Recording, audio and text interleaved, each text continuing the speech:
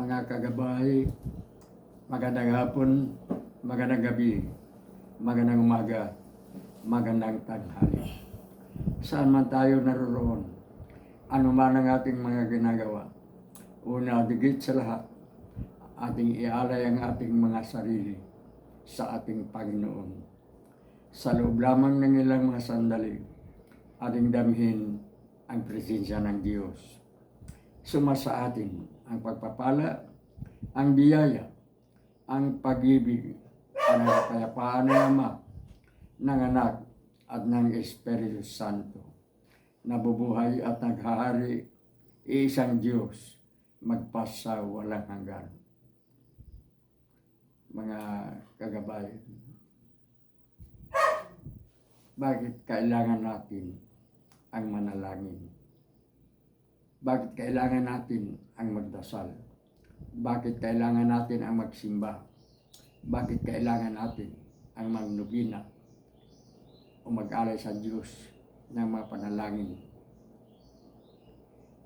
Sinasabing ayon sa ating pananampalataya ng panalangin ay isang pakipag-ugnayan sa Diyos, isang pakipag-uusap sa Diyos.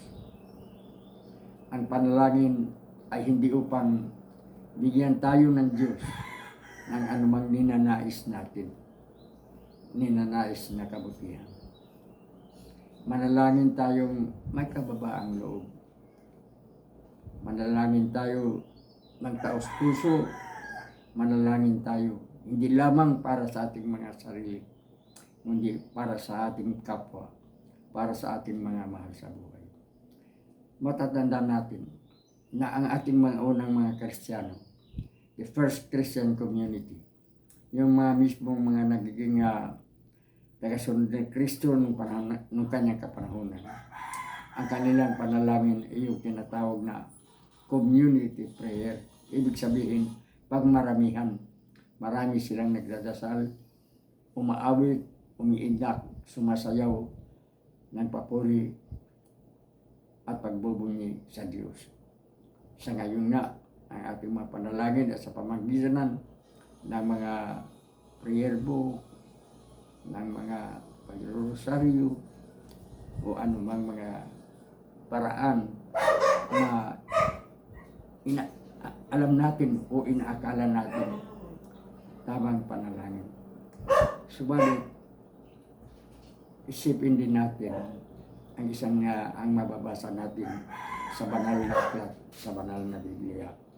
Dahil napansin ng mga alagad ng Diyos, mga alagad ni Jesus, mga disipulo ni Jesus, na si Jesus sa tuwing bago magsimula na kanyang gawain ay mananalangin. At matapos ang kanyang pangangaral, pagtuturo at mga iba pang gawain, ay muling aakyat sa bundok at manalangin.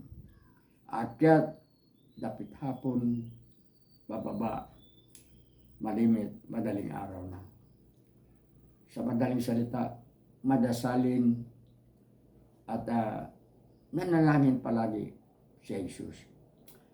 Kaya manalangin tayo, tularan natin si Jesus. Hindi sa panalangin magdasal tayo hanggang madaling araw. Siguro, ika nga, hindi na rin maganda yan. Ngunit manalangin tayo, may kababaang loob, at may pusong marunong nagpapasalamat.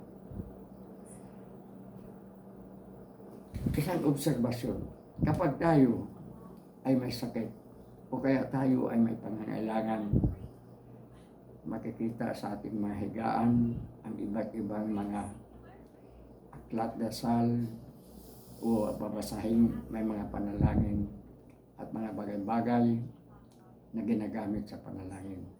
Ngunit kapag tayo ay malakas, masaya, malusog, halos walang problema, hindi natin makuhang magpapasalamat sa Diyos. Kailangan manalangin tayo. Hindi sa anumang formal o sa anumang mga pagbabasa ng mga banal na babasahin at mga banal na aklat. Maaari tayong manalangin na wala nga na tayong sinasabi.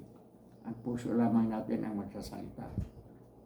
Sapagkat ang tunay na panalangin, minsan ay hindi masasabi ng ating dila.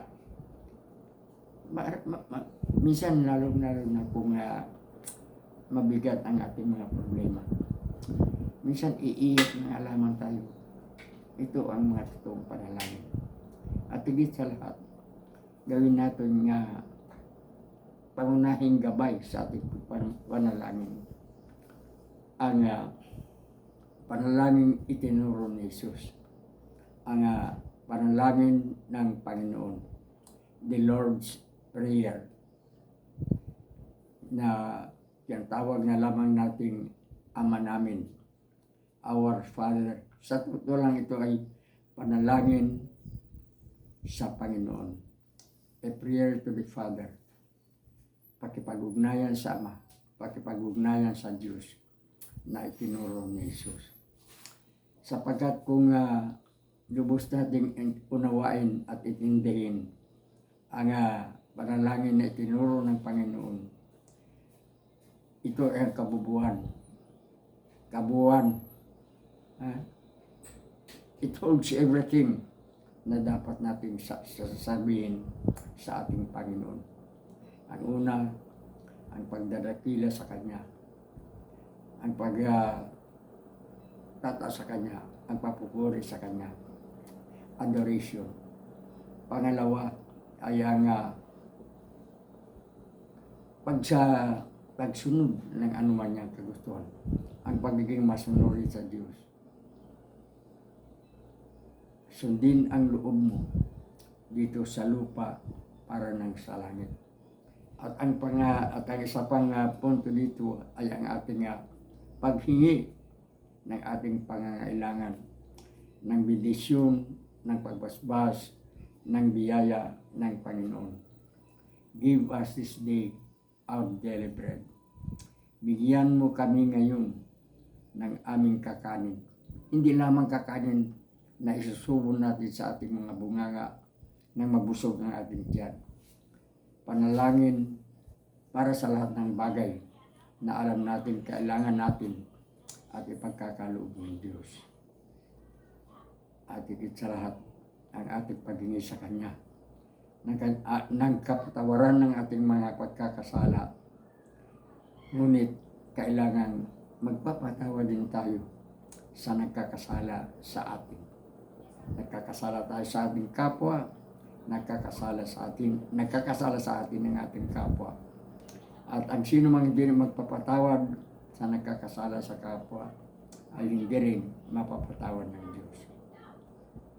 Sa lahat ng mga ito ay kailangan kalakip ang ating pusong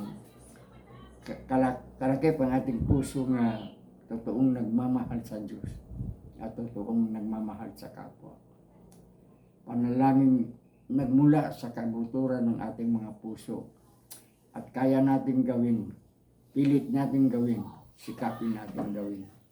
Sapagkat ang panalangin ginagawa natin na may kababang loob at may pusong marunong magpapasalamat ay tiyak na didinggin at ipagkakaloob ng Diyos. Nakakalungkot na lamang na manalangin lamang tayo kung tayo ay may sakit, kung tayo ay nasa kahirapan, kung tayo ay may problema. Masyadong personal ang ating mga panalangin.